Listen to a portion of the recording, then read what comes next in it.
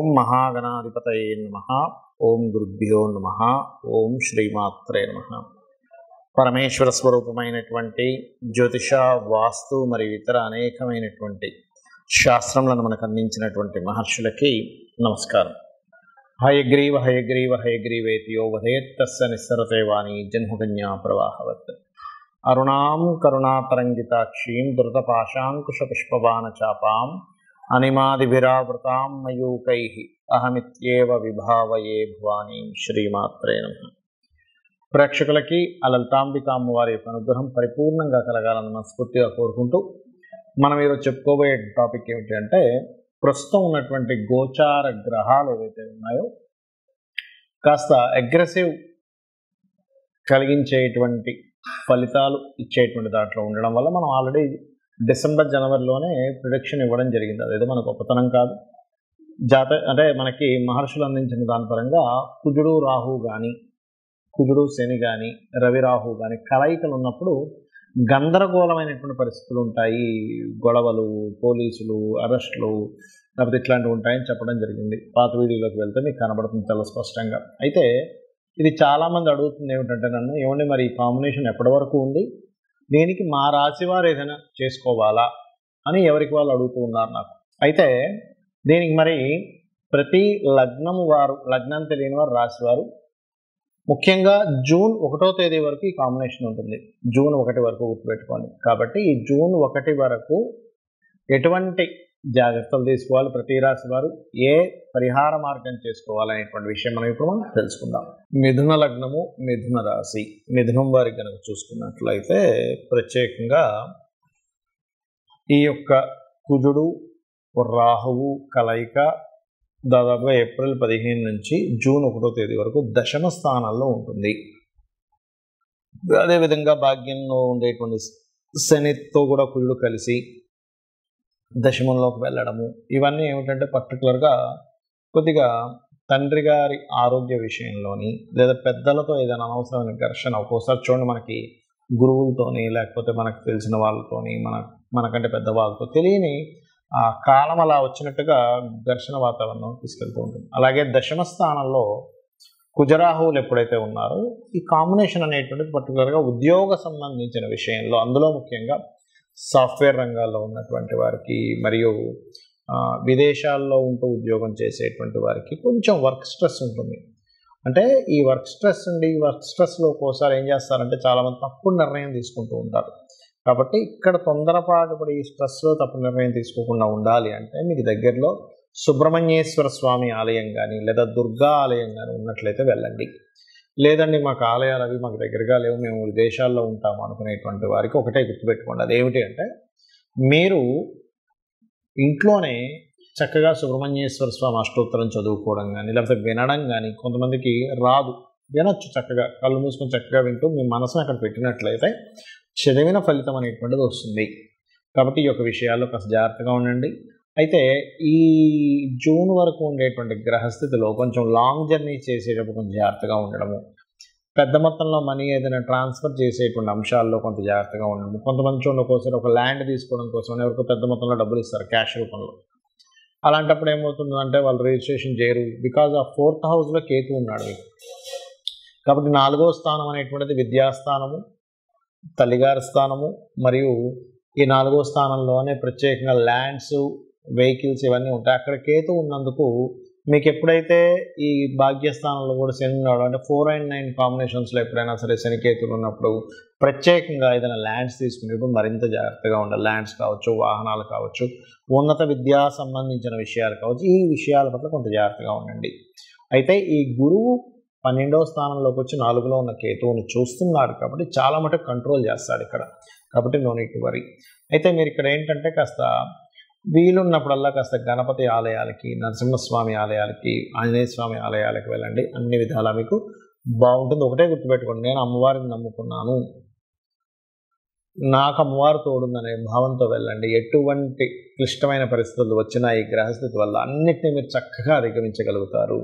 చాలామంది నన్ను అడుగుతున్న విషయం ఏంటంటే, ఉగాది రోజు ఏం చేసుకోవాలి అని అడుగుతున్నారు చాలామంది. అంటే ఏ దేవత ఆరాధన చేసుకోవాలి, ఎలా ఉండాలి, అసలు ఉగాదికి ఏమిటి అని. ఒకటే గుర్తుపెట్టుకోండి, ఎప్పుడు కూడా మనకి ఉగాది వచ్చింది అంటే ఆ రోజు నుంచి మీ యొక్క ప్లానింగ్స్, నేను ఫలానాది నేను స్ట్రిక్ట్గా పాటిస్తాను, నేను ఫలానా కొన్ని నిర్ణయాలు తీసుకుంటాను అనేటువంటిది తీసుకోవాలి. ఎప్పుడు కూడా చాలామంది జనవరి 1 నుంచి తీసుకుంటారు. ఇంగ్లీష్ దీని పరంగా తప్పేం కాదు. బట్ ఇక్కడ మనకి ప్రకృతి పరంగా అనేకమైన మార్పులు ఉగాది అంటే. జనవరిలో ఎటువంటి మార్పు ఉండదు. కాకపోతే ఏంటంటే అలవాటు పడిపోయాం మనం, జనవరి నుంచి డిసెంబర్ ఇయర్ ఎలా ఉంటుంది అనేటువంటిది. రైట్.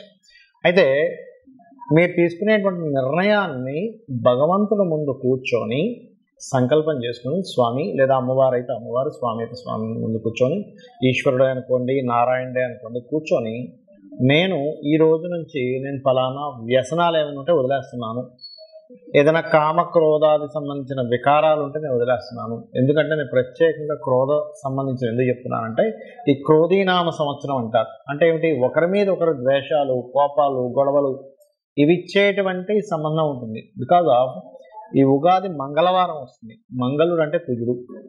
కుజుడు సహజంగానే ఉగాది సమయానికి పాపగ్రహాలతో కలిసి ఉంటున్నాడు. కాబట్టి ఒకరి మీద ఒకరికి కోపాలు, ద్వేషాలు, గొడవలు ఇవి ఎక్కువగా ఉండే సంవత్సరం అంటారు. అందుకని వీలున్నంత మట్టుకు ఈ సంవత్సరం అంతా కూడా చండీ హోమం చేసుకోవడం కానీ, లేకపోతే మీరు శివ అభిషేకం చేసుకోవడం కానీ, ఏమంటే నువ్వు పలానా దగ్గర చేస్తున్నారు వెళ్ళాలంటే వెళ్ళండి, లేదు అలా కాదు ఇంట్లో కూర్చొని నాకు చేసుకునే స్తోమతం చక్కగా ఇంట్లో కూర్చొని చేసుకోండి. అభిషేకం కానివ్వండి, హోమం కానివ్వండి, ఏదైనా కానివ్వండి. మరి అది చేసుకోలేని స్థితిలో ఉన్నానండి, నాకు ఎలాగా, నాకు అన్ని డబ్బులు నేను కట్టలేను, చాలా కాస్ట్కి సంబంధించినవి, ఏమీ టెన్షన్ పడద్దు. చక్కగా ధ్యానంలో కూర్చొని మీరు హోమం చేస్తున్నట్టుగా ధ్యానంలో ఉండండి. ఆటోమేటిక్గా హోమం చేసిన ఫలితం అంటే మీరు స్థితి కట్టలేని స్థితిలో ఉన్నవారు, ఆల్రెడీ ధనం ఉంది, 3,000 లక్షలు సంపాదిస్తున్నాను, నేను అలా కూర్చుంటానంటే కాదు. ఎందుకంటే మీ వల్ల నలుగురికి ఉపయోగం ఉండాలి కాబట్టి ఆ రకంగా ఒకటి చేసుకోండి. అలాగే ఉగాది రోజు ఖచ్చితంగా మీరు ఆలయానికి వెళ్ళడం నేర్చుకోండి. ఉగాది పచ్చడి ఎలాగో ఇంట్లో చేసుకుంటాం, ఇంట్లో పూజ చేసుకుంటాం, ఆలయానికి వెళ్ళడం, ఏదైనా ఒక మంచి పూజ చేయించుకోవడం ఏమవుతుందంటే ఆ రోజు నుంచి మీ యొక్క అభివృద్ధి అనేటువంటిది బాగుండడం జరుగుతుంది. ఆ యొక్క క్రతువు ఏదైతే మీరు ఇంట్లో సత్యనారాయణ వ్రతమే అనుకోండి, చండీ హోమమే అనుకోండి, అభిషేకమే అనుకోండి, లేకపోతే ఓ 10 మందికి చక్కగా అన్నదానమైనా చేయొచ్చు. అంటే ఒక మంచి పని, మీ వల్ల 10 మంది పేదలకి ఆకలి తీరింది, ఇదొక పుణ్యంగా మారుతుంది. ఇక్కడ ఇంకొక విషయం చెప్తాను ఏమిటంటే, ఇప్పుడు వరకు మనం చెప్పుకున్నాం కుజరాహువులు, కుజశనులు ఈ కాంబినేషన్ వల్ల కొంచెం జాగ్రత్తగా ఉండాలి జూన్ 1 వరకు అని.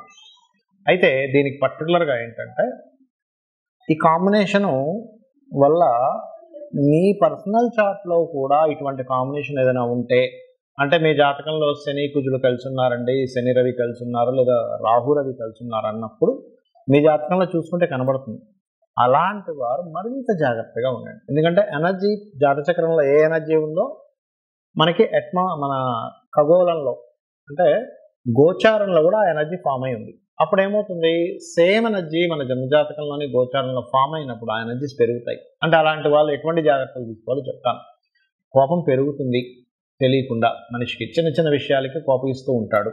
దాన్ని కొంచెం అర్థం చేసుకొని దాన్ని తగ్గించుకోండి. అలాగే రెండవది ఏమిటంటే కొంచెం బీపీ లెవెల్స్ ఉన్నటువంటి వారు కొంత జాగ్రత్తగా ఉండండి. మీ జన్మజాతకంలో కనుక స్మూత్ అంటే కూల్గా ఉండేటువంటి స్వభావం ఉన్న గ్రహాల యొక్క దశలు కనుక నడుస్తున్నాయని కూడా అప్పుడు ఏమీ కాదు. అంటే ఎవరు బుధదశ కానీ, శుక్రదశ కానీ, గురుదశ కానీ, చంద్రమహర్దశ కానీ ఇలాంటి దశలు నడుస్తుంటే ఏమీ అవ్వదు. అలా కాకుండా లేదండి మాకు కుజదశ నడుస్తుంది, శని మహర్దశ నడుస్తుంది, రాహుదశ నడుస్తుంది అంటే అగ్రెసివ్ కలిగించే దశలు నడుస్తూ అవి పర్టికులర్గా లగ్నానికో, షష్టమ స్థానానికో అంటే 6వ స్థానానికో, 8వ స్థానానికో ఇలా కనెక్టివిటీస్ ఉన్నప్పుడు మాత్రం కొంచెం ప్రతి విషయాన్ని మీరు మాట్లాడేటప్పుడు కానీ కొంచెం జాగ్రత్తగా ఉండండి. అంటే గోచారంలో ఈ గ్రహాల యొక్క స్థితి ఉన్నప్పుడు మీ జన్మజాతకంలో ఆ దశలు నడిచేటప్పుడు అది కోరిలేట్ అయి దాని ప్రభావం పెరుగుతుంది. దీనికి ఏమిటి రెమెడీ, చాలా సింపుల్. చక్కగా శివాలయానికి వెళ్ళాలి, అభిషేకం చేసుకోవాలి, లేదా మీకు దగ్గరలో గోశాల ఏదైనా ఉంటే గోశాలకు వెళ్ళాలి, చక్కగా గోవుకి బెల్లము, క్యారెట్స్ తినిపించండి. సాక్షాత్ అమ్మవారిని చూశాననేటువంటి భావనతో గోవుని చూడండి, గోవుకు తినిపించండి. మైండ్లో ఫిక్స్ అవ్వండి, నేను చక్కగా రెమెడీ చేసుకున్నాను, నేను చక్కగా గోవుకి తినిపించాను, నేను అభిషేకం చేసుకున్నాను, నేను క్లియర్. ఫస్ట్ మీరు ఈ రకమైనటువంటి మైండ్ సెట్తో ఉండాలి. అప్పుడు ఏమవుతుందంటే మీ జన్మజాతకంలో ఎటువంటి దోషం ఉన్నా, గోచారంలో ఎటువంటి దోషాలు ఏర్పడినా ఏమీ అవ్వదు. ఫస్ట్ మీరు నేను అమ్మవారి పాదాలు పట్టుకున్నాను, అమ్మవారు నాతో ఉంది, నాకు ఏమీ కాదనేటువంటి భావన మీలో రావాలి. అలా చేసుకుంటూ మీరు ఈ సంవత్సరం అంతా కూడా బాగుండాలని మనస్ఫూర్తి కోరుకుంటూ శ్రీమాత్రే నమః.